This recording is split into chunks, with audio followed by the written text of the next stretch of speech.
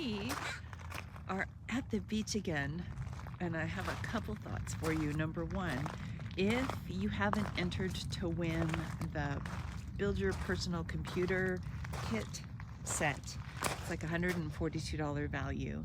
I'm going to encourage you, after this live is complete, look in the descriptions for the link that gives you all the details, because we're going to be pulling the winner for that in the next day or two. But I am back at the same seashore. I did a video, gosh, was it yesterday or Friday or Saturday, where I got to save 2 starfish out on the beach. But I wanted to show you something. When you are out and about adventuring with your kids and you go to the same places over and over again, you get to discover the changing faces of that place.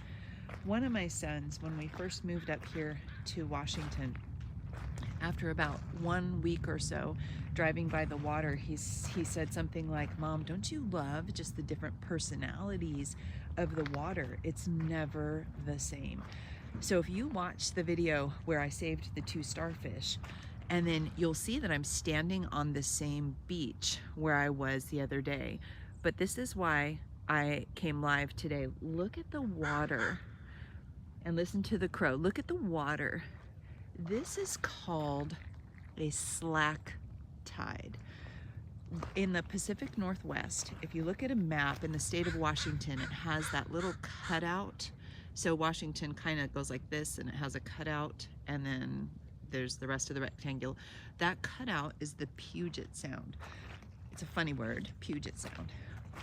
We have some of the most incredible tides anywhere on the planet. We get extreme low tides like today, and extreme high tides where the water comes way up here. So the tides go out and then they come back in. As the tide, like right now the tide has gone out, so it's really low tide.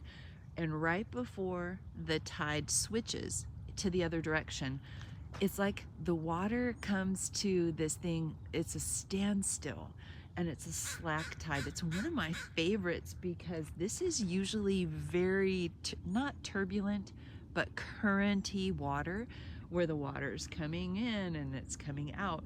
This is fantastic. It's gorgeous. I mean, look at the reflection of the water on the boats. I can't wait to see what the rowing team looks like cutting through this water this morning. I'm confident that my youngest son is going to be like, "Mom, it was so cool cutting through the water." You want to get out and explore with your kids, because even yesterday, I wasn't able to walk out this far onto the beach, but even today it's muddy and squishy. It wasn't like this yesterday.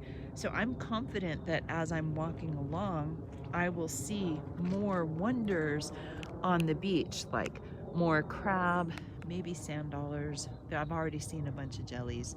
But get out and explore with your kids, because the opportunities to learn just in the last week, the things that we've seen would be the perfect foundation to springboard into learning.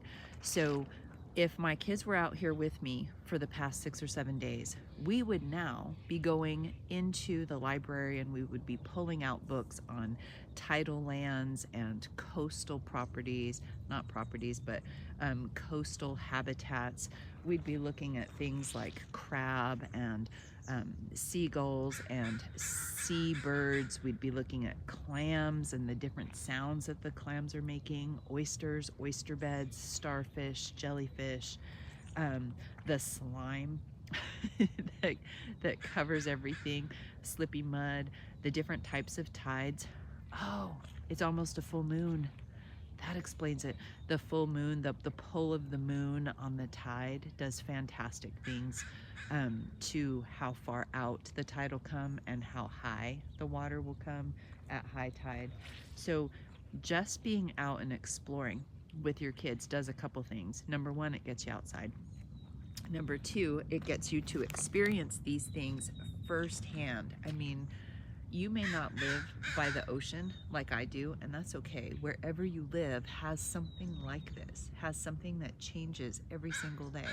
Even if it's the sand dunes of the Sahara, the sand dunes change every day.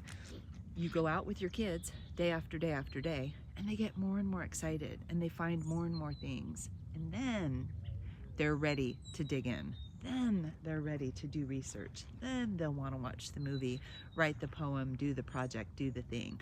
So before I say goodbye, number one, let me know the last place that you have repeatedly visited with your kids over and over again and how that's turned into a learning experience.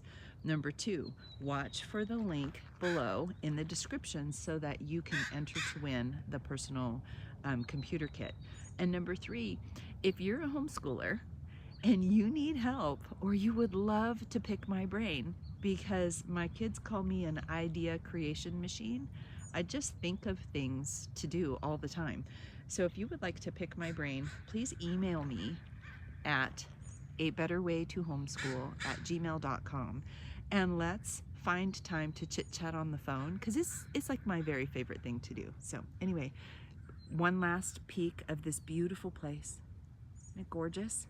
Let me know where you are today and what kinds of gorgeous backdrops you have to be able to gaze your eyes upon. And that's it. Go. Have a wonderful day, and check the descriptions in a second for that link.